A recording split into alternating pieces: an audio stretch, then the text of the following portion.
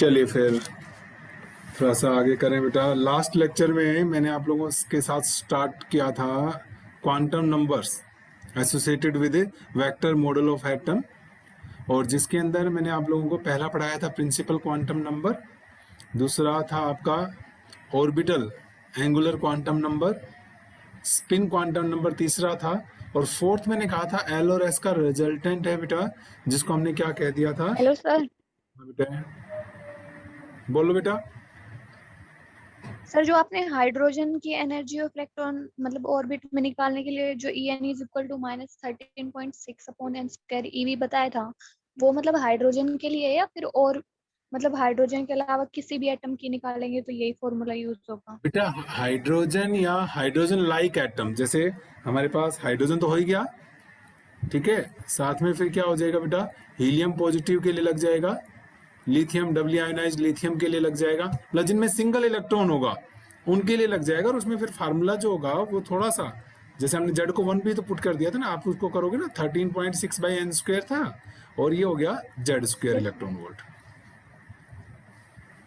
जैसे बेटा hydrogen okay के लिए सर। 1 हो जाएगा, मान लीजिए हीलियम सिंगल आयोनाइज्ड हीलियम के फर्स्ट ऑर्बिट में निकाल रहे हो तो वो होगा -13.6 बाई एन, तो फर्स्ट ऑर्बिट पूछा मैंने, और लेकिन अब हीलियम है तो उसका एटॉमिक नंबर तो 2 ही रहेगा, चाहे वो सिंगल आयोनाइज कर दो चाहे डबल आयोनाइज कर दो आप, तो 2 का स्क्वायर 4 और मल्टीप्लाई हो जाएगा ये, ठीक है बेटा, जो आएगा वो हो जाएगा। तो जो हाइड्रोजन लाइक एटम है, सिंगल इलेक्ट्रॉन एटम है, उनके लिए वैलिड होगा बेटा ये। लेकिन बस जट ध्यान रखना, कई बार बच्चे क्या करते हैं कि भाई लिथियम था, जैसे वो सोचते हैं कि 3 थे, डबली आयोनाइज हो गया तो एक ही बचा, तो यहाँ जेड 1 नहीं। इलेक्ट्रॉन का नंबर चेंज होने से एटॉमिक नंबर नहीं चेंज होता भाई, सोडियम आयन हो चाहे सोडियम हो, एटॉमिक नंबर तो 11 ही रहेगा, ठीक है ना। तो जैसे आप लिथियम के लिए निकालोगे तो यहाँ ये 4 की जगह 9 से मल्टीप्लाई हो जाएगा, पर ये मल्टी इलेक्ट्रॉन एटम्स के लिए बेटा वैलिड नहीं है, उनमें फिर कई इफेक्ट्स आ जाते हैं, कई ड्रॉबैक्स हैं उनके अंदर, जो बोर की ये फार्मूला वैलिड नहीं होगा, ठीक है।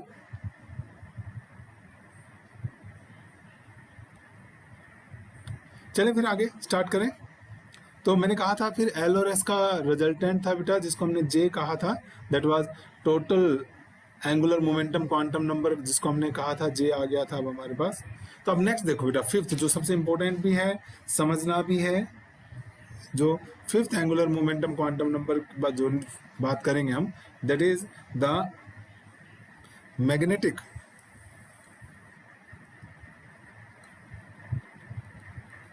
it is magnetic orbital quantum number।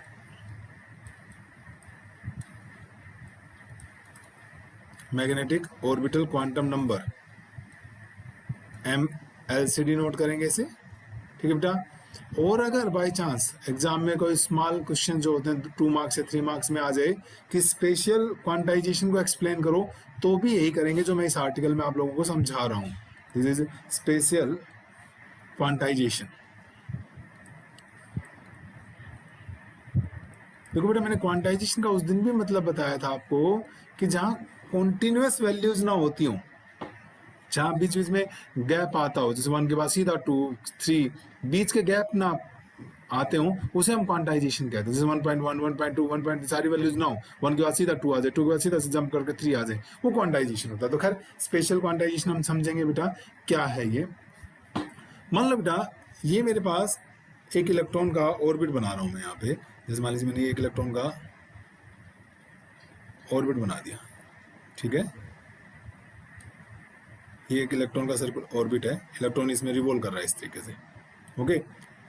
अब मैं उसने समझाया था आपको कि एंगुलर मोमेंटम की जो डायरेक्शन है वो कैसे निकाली जाए। मैंने कहा था अपने राइट हैंड के फिंगर्स को इलेक्ट्रॉन के पैरेलल घुमा दो, तो जो थंब होगा that give me the direction of angular momentum. तो मान लीजिए जैसे अभी यूँ घूम रहा है, मान लीजिए मैंने यूँ घुमा दिया, तो इसके परपेंडिकुलर जाएगा, जो एंगुलर मोमेंटम होगा बेटा वो इधर आएगा। मान लीजिए ये एंगुलर मोमेंटम वेक्टर है, और जिसका मैग्नीट्यूड मैंने तुम्हें बताया था लास्ट लेक्चर में कि ऑर्बिटल एंगुलर मोमेंटम का अगर मैग्नीट्यूड निकालोगे क्वांटम मैकेनिक्स की हेल्प से तो वो आता है L+1 h/2π। और मैंने कहा था इसे शॉर्टकट में, इसको तो अंडर रूट वाली टर्म को तो हम L स्टार से डिनोट करते हैं, और h/2π को आप h कट से डिनोट करते हो। ये हो गया। अब हम क्या करते हैं, मान लो बेटा इसको हमने क्या किया, मैग्नेटिक फील्ड में रख दिया, ठीक है। चलिए हम मैग्नेटिक फील्ड अप्लाई करते हैं यहाँ पर। लेट अस सपोज यहाँ पर ये मैग्नेटिक फील्ड लगाया हुआ है, ये मैंने क्या कर दिया बेटा, मैग्नेटिक फील्ड अप्लाई कर दिया B, and let us suppose ये कौन सी डायरेक्शन है बेटा, जेड डायरेक्शन में अप्लाई कर दिया, ठीक है। लेट अस सपोज इनके बीच का जो एंगल है वो क्या है, थीटा। तो अगर मैं यहां से एक्स के ऊपर एक परपेंडिकुलर ड्रा कर दूं,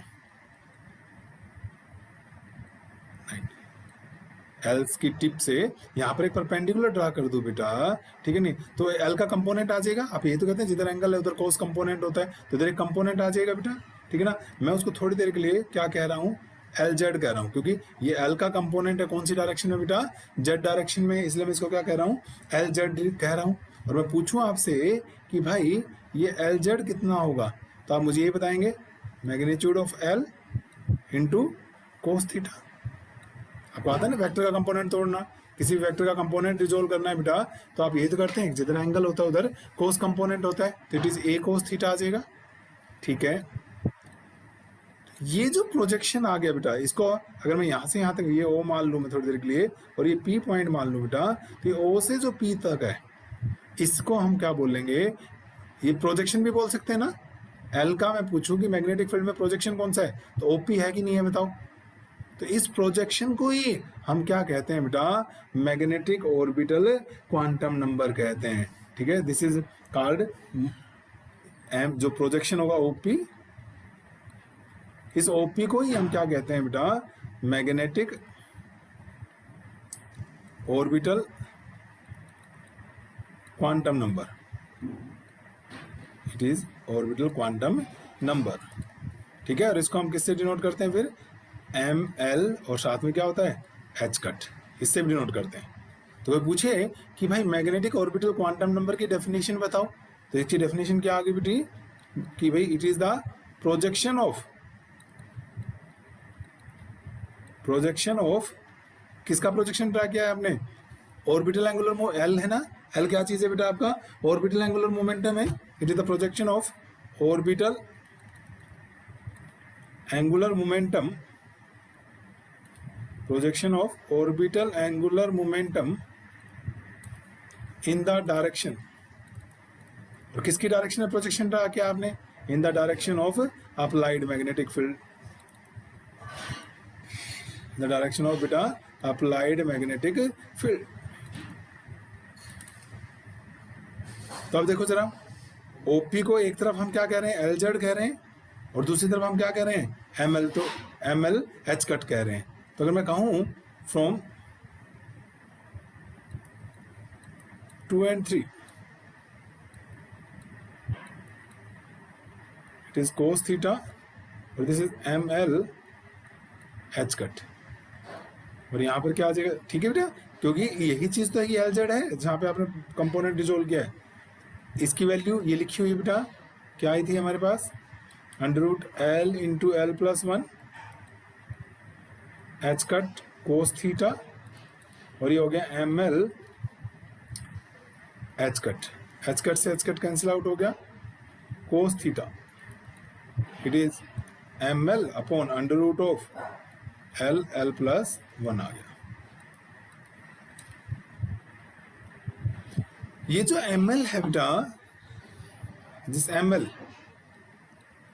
कैन हैव वैल्यूज,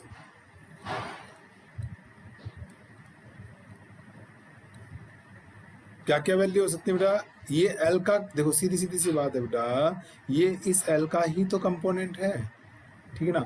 और कोस की मैक्सिमम वैल्यू कितनी हो सकती है, 1 हो सकती है बेटा, तो एल जेड की मैक्सिमम वैल्यू एल ही हो सकती है मैग्नीट्यूड में, ठीक है।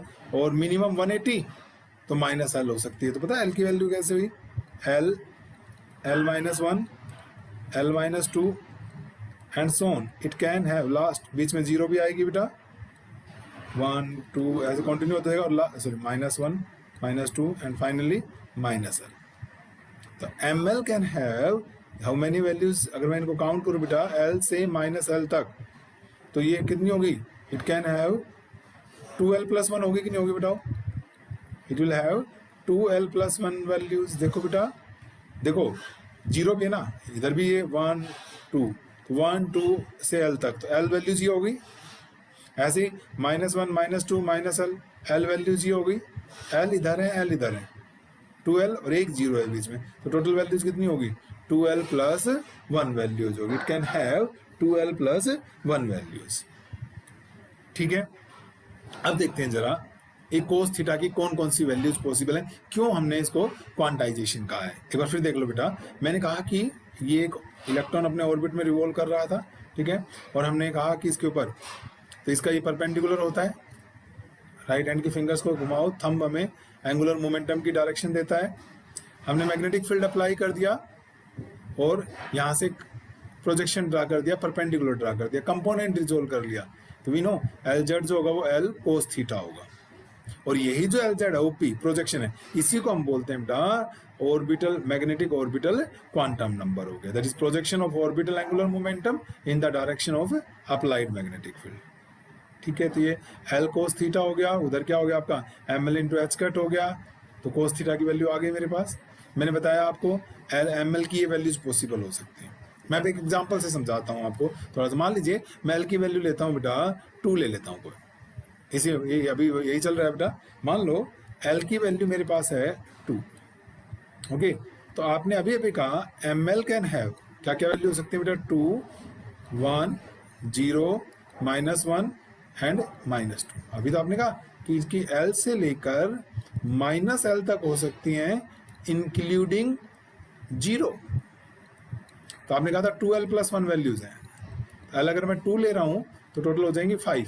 तो आप देख सकते हैं 1 2 3 4 5 वैल्यूज होगी बेटा। एम एल की वैल्यूज आ गई हमारे पास। अच्छा जी, और अगर मैं एल के मैग्नीट्यूड की बात करता हूं तो आपने अभी कहा था ये होता है एल और एल प्लस 1, तो ये आ गया बेटा। देखो हमारे पास एल की वैल्यू 2, ये हो गया 2 और 3 6 हो गया ना, 2 और 2 प्लस 1 अंडर रूट ऑफ कितना आ गया बेटा? 6 आ गया ये हमारे पास। ठीक है, अब कोस थीटा चेक करते हैं।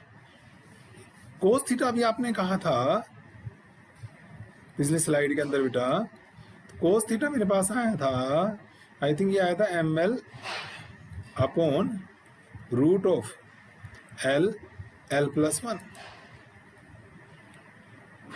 ठीक है, नाउ ये तो चलो डिनोमिनेटर तो फिक्स हो गया, रूट 6 है, लेकिन एम एल की वैल्यू तो चेंज हो रही ना 2 1, और ये सिर्फ 5 वैल्यूज ही पॉसिबल हो सकती है और कोई वैल्यू ही नहीं है, मतलब all values are not possible. और जहां भी जिस क्वांटिटी में all values are not possible कह दें हम, वही क्या बन जाता है बेटा? आपका क्वांटाइजेशन। समझ में आया? क्वांटाइजेशन का मतलब मैं बार बार बता रहा हूँ, फिर नॉट ऑल वैल्यूज, जहाँ सारी वैल्यूज पॉसिबल हो वो कॉन्टिन्यूस हो जाता है, ठीक है कि नहीं है? लेकिन यहाँ पर आपने कहा कि नहीं, कौन कौन सी वैल्यूज होंगी? देखो हम यहाँ से मैं बात करूँ बेटा, पहली वैल्यू और थीटा की वैल्यू आ गई मेरे पास cos inverse M L upon root of 6। तो जैसे मैं पहली वैल्यू निकाल रहा हूँ बेटा, थीटा हुआ cos inverse M L is 2 और इट इज रूट 6। बेटा जब आप इसको सोल्व करोगे, ठीक है कि नहीं है, मतलब सोल्व इन द सेंस आप तो कर ही नहीं सकते, उससे देखना पड़ेगा आपको टेबल से, जो ट्रिग्नोमेट्रिक टेबल्स होती हैं उसके अंदर वैल्यू देखो। तो जब 2/√6 की वैल्यू देखोगे तो it comes out to be 35 degree nearly. Okay, दूसरी थीटा जो आएगा बेटा, इट इज कोस इनवर्स, हमारे पास क्या आ जाएगा 1/√6, और जब इसको तुम सोल्व करोगे बेटा 1/√6 को, तो करीब करीब ये 66 के आसपास वैल्यू जाएगी। तीसरी तो बड़ी जी है, आप भी बता सकते हैं, तो 0 हो गया, कोस इनवर्स 0, कोस की वैल्यू 0 कब होती है? 90 डिग्री पे, एंगल बढ़ता जा रहा है आपका। नंबर 4, थीटा अगर -1 पुट कर लूं मैं, ठीक है बेटा, तो अगर माइनस में चला गया, माइनस का मतलब समझते हैं, सेकंड क्वाड्रेंट में पहुंच गए आप, फर्स्ट क्वाड्रेंट में प्लस का कोस, सेकंड क्वाड्रेंट में कोस किसका होता है बेटा? माइनस का। तो ये करीब करीब आ जाएगा बेटा 114 डिग्रीज। ठीक है, एंड सिमिलरली लास्ट वैल्यू किसके लिए पुट कर रहा हूँ बेटा, -2 के लिए पुट कर रहा हूँ, ये वाली, ये जो वैल्यू है, तो इट विल बी -2/√6। तो जब इसको सोल्व करोगे बेटा तो it comes out to be nearly 145 के आसपास आता है। ये नियरली वैल्यूज है, आप टेबल से देखेंगे बेटा इन वैल्यूज को, जो या फिर आपके पास अगर साइंटिफिक कैलकुलेटर हो तो उससे चेक कर सकते हैं। अब आप देख सकते हैं मतलब एक इलेक्ट्रॉन जो होता है वो सिर्फ उन्हीं ऑर्बिट्स में कहता है रिवॉल्व कर पाएगा जिनका एंगुलर मोमेंटम मैग्नेटिक फील्ड के साथ इतना इतना एंगल बनाएगा। बाकी किसी एंगल पर परमिशन ही नहीं, क्योंकि बाकी अगर एंगल हो गया तो एम एल की वैल्यू जो है बेटा ये नहीं आ पाएंगे, मेरे पास इंटीजर्स नहीं आ पाएंगे और मेरी प्रॉब्लम हो जाएगी, ठीक है ना। तो इसलिए क्या, और इस डिस्क्रीट वैल्यूज को एक्वायर करना ही क्या कहलाता है, आपका स्पेस क्वांटाइजेशन या स्पेशियल क्वांटाइजेशन कहलाता है। अब जरा इसको वैसे समझते हैं बेटा, तो कैसे कैसे वैल्यूज पॉसिबल हुई। देखो हमारे पास मान लीजिए बेटा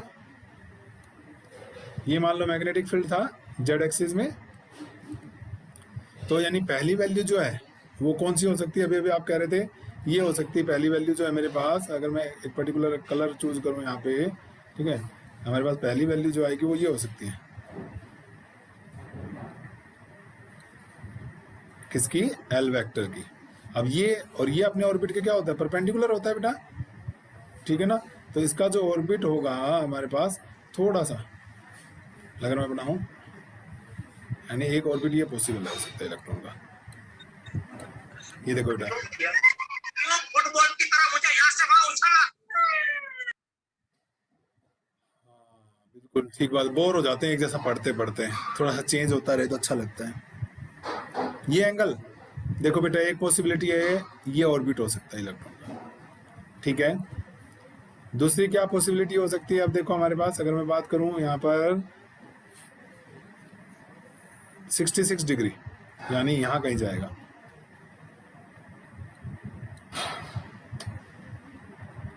अप्रोक्सीमेट 66 डिग्री, ठीक है ना। और ऑर्बिट इसके क्या होता है, परपेंडिकुलर होता है ना बेटा, यानी ये इससे परपेंडिकुलर ड्रा करूंगा मैं तो ये कितना आ जाएगा, 2 वैल्यू देगा। इससे परपेंडिकुलर करूंगा तो एम एल की वैल्यू कितनी आ जाएगी, 1 आ जाएगी। और इसका ऑर्बिट अगर मैं बनाना चाहूँ तो इस लाइन के परपेंडिकुलर बनेगा, ठीक है कि नहीं है। तो इससे थोड़ा सा और इस तरीके से हो गया,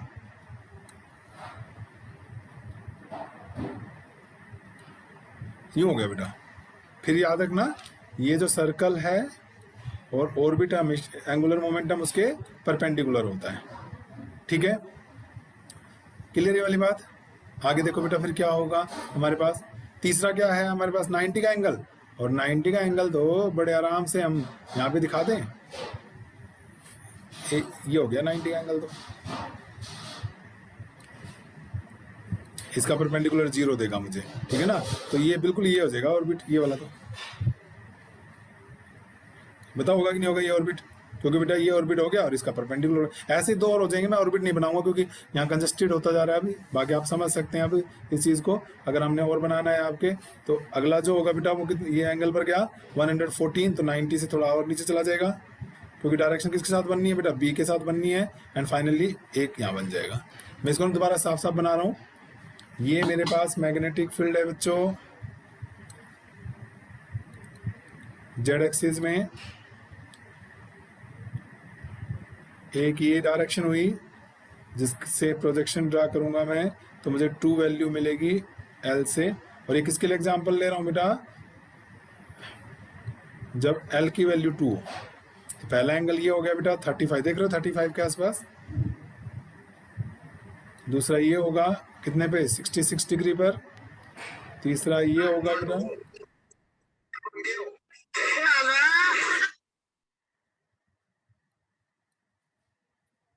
ये देखो यहाँ से परपेंडिकुलर ड्रा करेंगे, ये 1 हो गया, ये 0 हो गया बेटा।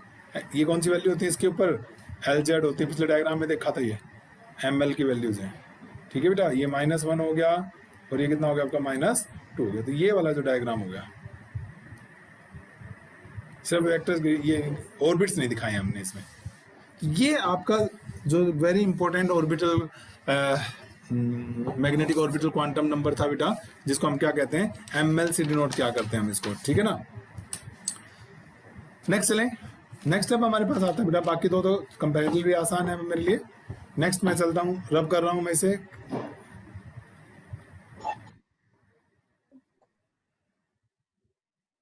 कुछ बच्चों के साउंड बीच बीच में आती रहती है और मुझे बोर होने से बचाती रहती है, क्योंकि आप लोग ना तो कुछ पूछते हो ना बात करते हो मेरे से। यूँ नहीं आपस में शुरू हो जाओ सारे।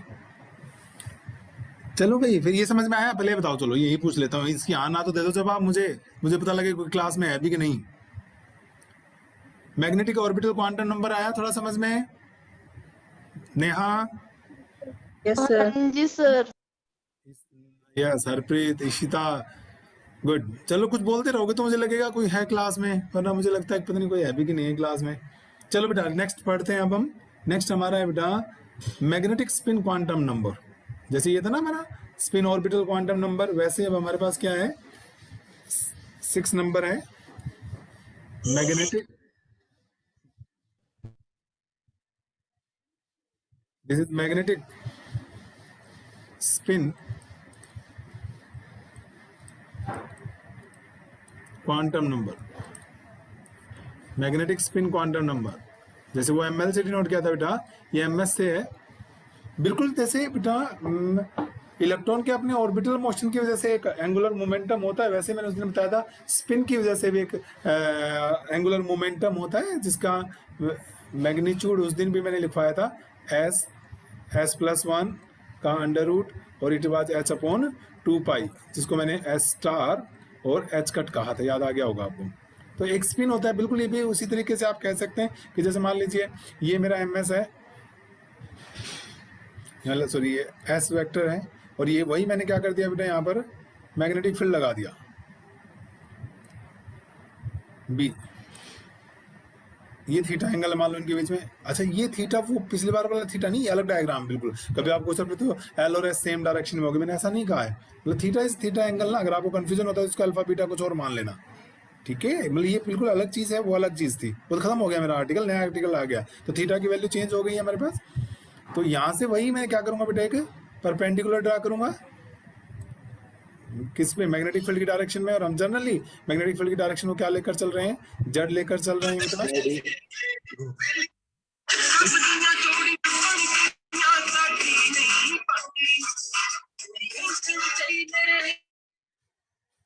बहुत बढ़िया। ये कौन है भाई फिजिक्स के नाम से? अब बच्चा भी इतना अच्छा है कि इसने अपने आप को फिजिक्स के नाम से ही वो कर रखा है।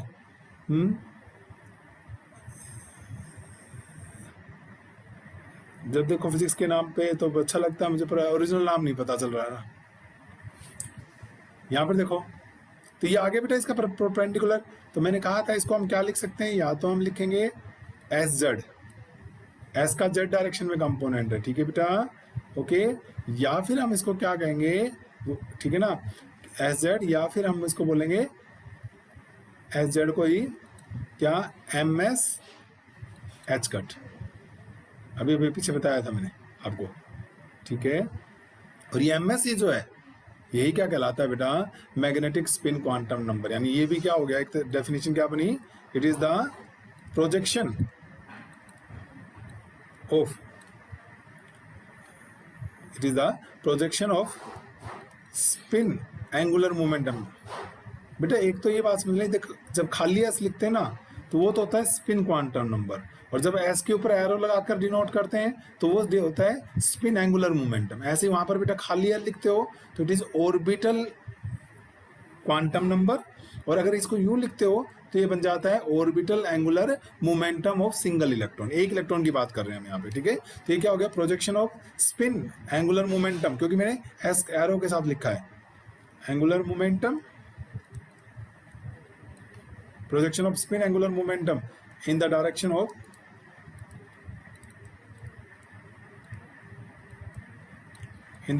of magnetic field, ठीक है।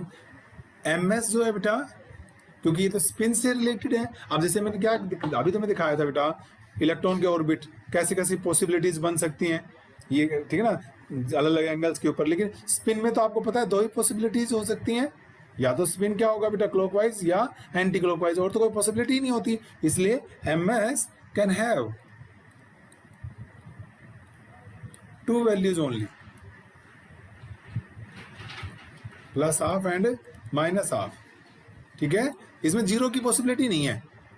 यहाँ पे जीरो नहीं होगा कभी भी, ठीक है ना। वहां पर जीरो की भी पॉसिबिलिटी थी, आपके सामने आया था, जैसे आप कह रहे थे कि it can have value from L से लेकर माइनस एल तक हो सकता है, बीच में जीरो भी आएगी, ठीक है ना। लेकिन इसमें M S can never be zero.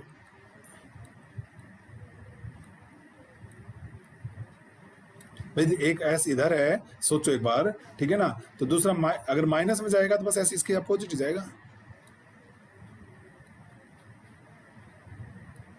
समझ रहे हैं मेरी बात। एंगल ये हो जाएगा, ऑब्ट्यूज एंगल हो जाएगा उसके 180 माइनस थीटा। दो ही पॉसिबिलिटी यहाँ, थीटा या 180 माइनस थीटा। 90 वाली पॉसिबिलिटी तो बनेगी नहीं एंगल की, उसमें क्या था, ऑर्बिटल एंगुलर मोमेंटम में पॉसिबिलिटी थी, इसलिए एम एल जो था it can have zero value also, ठीक है बेटा। तो ये आ गया आपका मैग्नेटिक स्पिन क्वांटम नंबर आ गया, सॉरी ये भाई ये हो गया हमारे पास magnetic spin quantum number m s हो गया। अब लास्ट क्या बच गया, देखो एल के कोरस्पॉन्डिंग अब क्या बन गया हमारे पास, एम एल बन गया, फिर एस आया, एम एस बन गया, और फिर उन दोनों का रिजल्टेंट आया था जे, एल और एस का, ठीक है ना। तो उनके कोरस्पॉन्डिंग क्या बन जाएगा बेटा आपका, एम जे बन जाएगा, और एम जे को फिर हम क्या बोलेंगे, magnetic total angular momentum quantum number.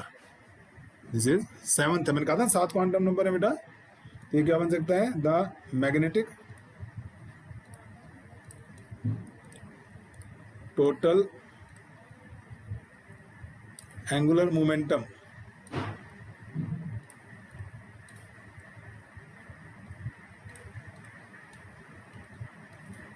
Quantum number.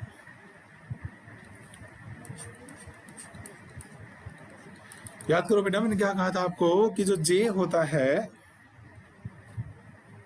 It was the resultant of L plus S, last lecture में बताया था मैंने, ऑर्बिटल एंगुलर मोमेंटम और स्पिन एंगुलर मोमेंटम के रिजल्टेंट को ही हमने क्या कहा था, जे कहा था, ठीक है। और अब मान लीजिए हमने क्या किया, फिर से मान लीजिए जे है, ये तो अब अच्छे समझ में आ जाना चाहिए आपको, ठीक है। एंड ये मैग्नेटिक फील्ड है बेटा, ये कोई एंगल है उनके बीच का। अगेन मैं इसका जो प्रोजेक्शन ड्रा कर दूं यहाँ पे, ये जो बन जाएगा बेटा, इसी को फिर हम क्या कहेंगे, एम जे कहेंगे। इट इज अगेन वही प्रोजेक्शन हो गया टोटल एंगुलर मोमेंटम का, किसके ऊपर, देखो ये टोटल एंगुलर मोमेंटम जे, और साथ में मैग्नेटिक फील्ड की डायरेक्शन में प्रोजेक्शन, इसलिए इसको मैग्नेटिक वर्ड लगा दिया इन सब के अंदर। तो ये क्या हो गया बेटा आपका, प्रोजेक्शन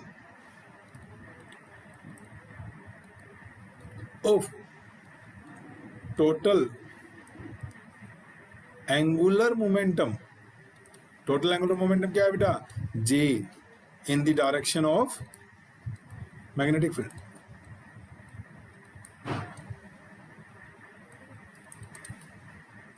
वैसे ही बेटा हाँ इस केस में ठीक है, m j can have values from j to minus j including zero, including zero. जैसे बेटा जे माइनस 1, ठीक है, j minus 2, so on 2 1 0 -1 -2 and so on up to minus j. तो ये कितनी वैल्यूज आ गई बेटा, इट इज 2j + 1। मतलब स्पिन की वजह से जे आया और जे की वजह से अब 2j + 1, यानी एक जो एनर्जी लेवल था लेटर ऑन, जब हम कह रहे थे बोहर्स मॉडल की ड्रॉबैक कह रहे थे बेटा, तो उस वक्त मैंने कहा था आप लोगों को कि भाई इसके अंदर ना जब हाइड्रोजन एटम को मैग्नेटिक फील्ड में रखा गया तो फर्दर स्प्लिटिंग ऑफ लाइंस हो गई थी, which was not explained bye bore. वो एक्चुअली यही था क्योंकि बोर ने स्पिन तो कहीं कंसिडर ही नहीं किया। तो इसी इस 2j + 1 की वजह से आगे हम बहुत इसे एक्सप्लेन भी करेंगे। इस जो हमारा एनर्जी लेवल होगा, जो एनर्जी लेवल्स होंगे, it will split into 2j + 1 levels in presence of weak magnetic field। इसको ना लेटर ऑन हम वो बोलेंगे बेटा जी मैन इफेक्ट कहेंगे, ठीक है। आपके सिलेबस में मैं समझाऊंगा कैसे है ये। तो ये हमारे पास हो गए बेटा वैल्यूज टोटल एंगुलर मोमेंटम के लिए। तो ये जो साथ के साथ मैंने क्वांटम नंबर्स पढ़ाए हैं बेटा, these all are for single electron atom. जब आपके पास एक ही इलेक्ट्रॉन का एटम हो उनके लिए होता है। अगर मान लीजिए आपके पास मल्टी इलेक्ट्रॉन एटम्स हैं, ठीक है, atom is having more than one electron, तो जो क्वांटम नंबर्स हैं, quantum numbers for an atom, तो पता है उसमें एक तो सिंबल देख लें हम, उसमें स्मॉल लेटर्स के बजाय हम क्या यूज किया करेंगे, कैपिटल यूज किया करेंगे। जैसे मान लीजिए हमें ऑर्बिटल एंगुलर मोमेंटम निकालना है एटम का, तो उसको हम किससे डिनोट करेंगे बेटा, एल से डिनोट करेंगे, जैसे हम स्मॉल एल करते थे ना। एंड दिस कैपिटल एल जो होगा, इट इज क्या है, this is orbital angular momentum for the atom. This is क्या कहलाएगा आपका, total orbital angular momentum, total orbital angular momentum for an atom. और एटम में क्या है बेटा, मोर देन वन इलेक्ट्रॉन है, तो एल जो होगा it will be the resultant of L1, अलग अलग का जो रिजल्टेंट है। ये एंगुलर मोमेंटम है फर्स्ट का, मैंने अभी बताया था, फिर सुन लो भाई, एल लिखते हो तो ये क्वांटम नंबर को डिनोट करता है, और ऊपर एरो लगा लेंगे तो ये एंगुलर मोमेंटम को रिप्रेजेंट करेगा, ठीक है। तो जो जितने भी इलेक्ट्रॉन्स हैं बेटा, उन सब का क्या करोगे आप, वेक्टर सम ले लेंगे, तो ये क्या आ जाएगा हमारे पास, total angular momentum for the what is that called, atom के लिए आ जाएगा हमारे पास, ठीक है। मान लीजिए for example for 2 electron system,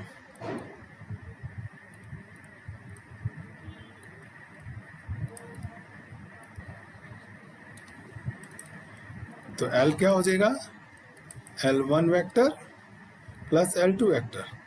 तो मैंने बताया था लास्ट टाइम, तो L की जो वैल्यूज होंगी, हेयर L कैन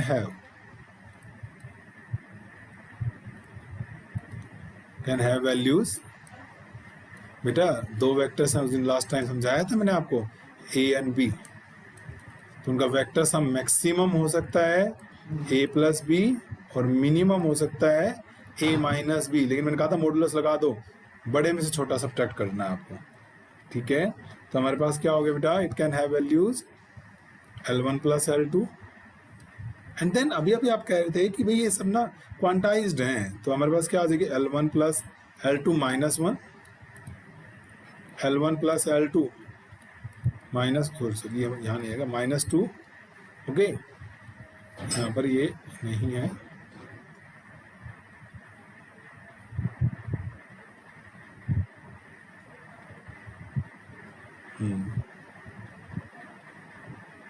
हाँ भाई, ठीक है। लास्ट वैल्यू क्या हो जाएगी बेटा, लास्ट वाली value it will be L1 minus L2, और इसका क्या लगा दोगे, मॉडुलस। मॉडुलस का मतलब बता रहा है क्या, बड़े में से छोटे को सब्ट्रैक्ट करना है आपने, ठीक है। जैसे मान लीजिए L1 मेरे पास है 2, L1 मेरे पास है 1, तो L की जो वैल्यूज हैं मैक्सिमम 3 हो सकती है, मिनिमम 2 माइनस 1 हो सकती है, और बीच में कितनी और आगे, एक ही बच गई बस। तो it can have 3 values, 1 2 3 values होंगी इसके अंदर, ठीक है। जैसे कैसे, ये बेटा मान लो L1 है, इसी डायरेक्शन में आपका L2 है, तो आपका जो रिजल्टेंट आएगा वो ये आ जाएगा L1 प्लस L2। ये 2 है आपका, ये 1 है, तो ये जो L आया ये कितना आ गया, 3 आ गया, सेम डायरेक्शन में। तो ये मान लो L2 है बेटा 2, L1 है 2, ये आपका L2 है 1, तो अब इन दोनों का रिजल्टेंट निकालोगे तो ये नहीं बचेगा क्या, L, और L कितना आ गया, 1 आ गया, 2 माइनस 1 अपोजिट है। और क्या हो सकता है,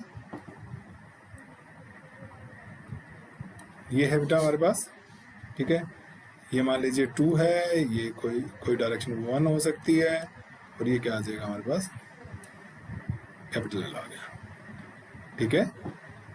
तो इस तरीके से वैल्यूज आ सकती हैं हमारे पास, डिपेंडिंग ऑन ये L2 के बराबर है। तो इस तरीके से एटम के लिए जो अलग अलग इलेक्ट्रॉन्स हैं बेटे, उन सब के एंगुलर मोमेंटम का आप सम ले लेंगे, ठीक है। ऐसे ही अगर आपने दूसरा, मैं जल्दी से बता देता हूँ बेटा क्योंकि क्लास खत्म होने वाली होगी। एस, सबका एस ऐड कर देना है आपने। तो मान लीजिए हमारे पास अगर n इलेक्ट्रॉन्स हैं तो ज़्यादा से ज़्यादा कितना हो सकता है, n/2s। सारे इलेक्ट्रॉन्स की स्पिन सेम हो बेटा, ठीक है। एंड देन वही n/2 -1, n/2 -2 s, and last वाली जो हो सकती है वो या तो 1/2 होगी या 0 होगी। अगर इवन नंबर हैं तो पेयर्स में कैंसिल आउट हो जाएंगे बेटा, और ओड नंबर हैं तो 1/2 बच जाएगा बेटा। सोच के देखिएगा 1/2 और ये, ठीक है। और एटम के लिए ऐसे ही J हो जाएगा बेटा, J1 + J2 + जितने भी इलेक्ट्रॉन्स हैं सबके